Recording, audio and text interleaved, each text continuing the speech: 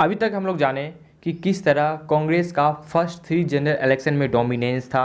ठीक है, कांग्रेस किस तरह से एक बहुत ही अच्छा ताकतवर एकदम पावरफुल पार्टी थी, और ये जाने कि किस तरह से वोटिंग का मेथड चेंज हुआ, और लास्ट में ये भी देखे थे हम लोग कि सीपीआई किस तरह से केरला में अपना गवर्नमेंट का फॉर्मेशन कर पाई थी। और आज हम लोग जानेंगे कुछ पार्टीज़ और उनके आइडियोलॉजी, ओरिजिन और उनके फाउंडिंग प्रेसिडेंट के बारे में।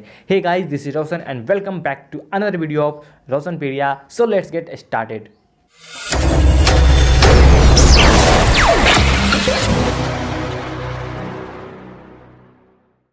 कोई भी पार्टी का, ठीक है, अगर आपको लिखना है, उसका नोट्स बनाना है, तो सबसे आप लोग पहले ओरिजिन लिखिएगा, उसका फाउंडिंग प्रेसिडेंट और आइडियोलॉजी क्या था।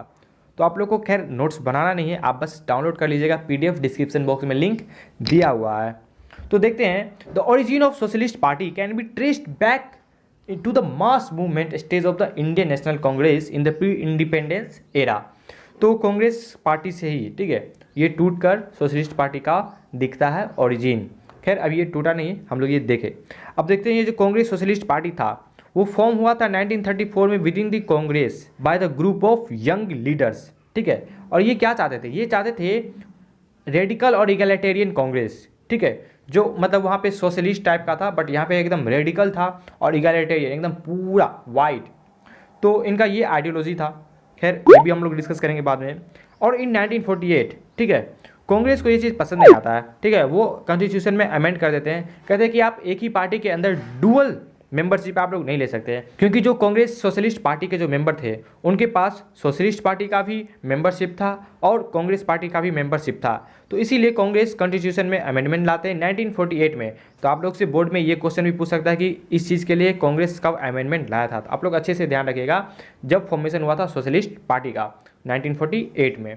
तो कॉन्स्टिट्यूशन में अमेंडमेंट लाने के बाद ये प्रिवेंट कर देता है कि कोई भी पार्टी के मेंबर के पास डुअल पार्टी मेंबरशिप नहीं होगा। और this for the socialist party to form a separate socialist party in 1948, और 1948 में सोशलिस्ट पार्टी का फॉर्मेशन हो जाता है। और देखिए 2020 में बोर्ड में ये क्वेश्चन पूछा था कि आप लोग बताइए कि कौन सा ऐसा पार्टी था जो कांग्रेस के अंदर ही काम कर रहा था 1934 से लेके 39 तक। ठीक है, तो आप लोग देखिएगा 1934 में ये काम कर रहा था कांग्रेस के अंदर ही। लेकिन हम लोग ये भी देखेंगे कि एक और पार्टी था जो कि इसके अंदर ही काम कर रहा था। तो यहाँ पे थोड़ा सा कन्फ्यूजन आता है, लेकिन आपको लास्ट में बताएंगे कि कौन सा पार्टी आंसर होगा। सो फाउंडिंग प्रेसिडेंट कौन है? आचार्य नारायण देव। ठीक है, एकदम अच्छा से याद रखना है कि कांग्रेस सोशलिस्ट पार्टी, जो कि बाद में सिर्फ सोशलिस्ट पार्टी बन जाता है, उनके फाउंडिंग प्रेसिडेंट देख लीजिए आचार्य नारायण देव थे। और इनका आइडियोलॉजी क्या था, मतलब सोशलिस्ट पार्टी का आइडियोलॉजी क्या था? They believe in democratic socialism. Democratic socialism में बिलीव करते थे। वो कांग्रेस को क्रिटिसाइज करते थे, क्यों? Because they favour capitalist and landlords. तो इस चीज़ उनको पसंद नहीं आता था, इसीलिए वो लोग इसको क्रिटिसाइज करते थे। They also criticize Congress for ignoring the workers and the peasants. ठीक है, क्योंकि शुरू में जब था ये, तो कांग्रेस में देखा जाता था सिर्फ intellectual, professor, highly class, urban class, elite group थे। तो इन सब चीज़ों को जो इग्नोर करता था कांग्रेस, तो उसके लिए भी ये पार्टी इनको क्रिटिसाइज करते थे। एंड सम लीडर्स, इनके देखो नोटेबल लीडर्स जो कि इस पार्टी के अंदर थे, like Ashok Mehta, JP Narayan, Ram Manohar Lohia and many more. तो ये सब सोशलिस्ट पार्टी में थे। अगर आप लोग से पूछ जाएगा कि मैच द फॉलोइंग्स में लिख दिया यहाँ पे जेपी नारायण और यहाँ पे कुछ कुछ लिख दिया, तो आपको मैच करना होगा सोशलिस्ट पार्टी का। ठीक है, अब आपको एक बेनिफिशियल पॉइंट दिए हैं कि कुछ पार्टीज जो कि ओरिजिन अपना ट्रेस करते हैं सोशलिस्ट पार्टी से। देखो सोशलिस्ट पार्टी का ओरिजिन तो कांग्रेस पार्टी से है, लेकिन कुछ अभी का जो पार्टी है जो कि सोशलिस्ट पार्टी से उनका ओरिजिन दिखता है, जैसे कि समाजवादी पार्टी। आपको पता है समाजवादी पार्टी का कहाँ पे गवर्नमेंट चलता है? राष्ट्रीय जनता दल यानी कि आरजेडी, ठीक है, लालू जी का सरकार, और जनता दल यूनाइटेड यानी कि नीतीश जी का, और जनता दल सेकुलर। तो ये सब कुछ पार्टी है जिनका ओरिजिन कहाँ से आता है? सोशलिस्ट पार्टी से। अब आते हैं अपने नेक्स्ट पार्टी के ऊपर, जो कि the communist party of India.